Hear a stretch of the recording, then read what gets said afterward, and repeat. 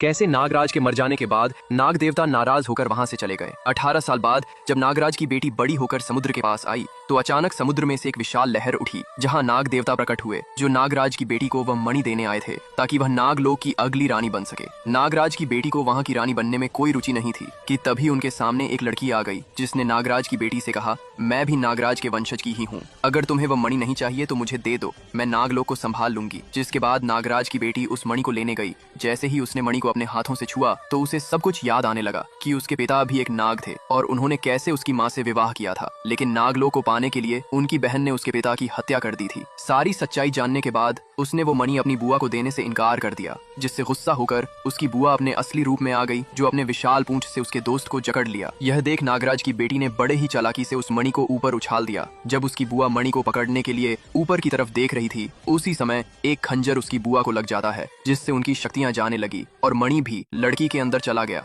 और जिसके बाद लड़की नागलोक की नागरानी हिनिशा बन गई। इन दोनों का विवाह होने के पश्चात यमराज जी ने अपने नागपास को इस लड़के के प्राण लेने के लिए भेज दिया क्योंकि इस लड़के की कुंडली में दोष था कि विवाह होते ही उसकी मृत्यु हो जाएगी। लड़के की मृत्यु के बाद जब सभी महिलाएं इस लड़की का सिंदूर धूल रही थीं, तभी माता पार्वती को याद आया कि मैंने उस लड़की को सदा सुहागन रहने का आशीर्वाद दिया है। इसलिए माता पार्वती क्रोधित होकर भगवान विष्णु, ब्रह्मा जी और शंकर जी से उस लड़के को पुनः जीवित करने को कहती हैं। तब शंकर जी ने बताया कि देवी, इस पृथ्वी पर जो भी मनुष्य जन्म लेता है उसकी मृत्यु निश्चित है और हम उसे टाल नहीं सकते। उसके बाद क्रोधित होकर माता पार्वती तांडव करने लगी जिससे सभी देवता भयभीत हो गए और माता पार्वती के वरदान स्वरूप उस लड़के को पुनः जीवित कर दिया।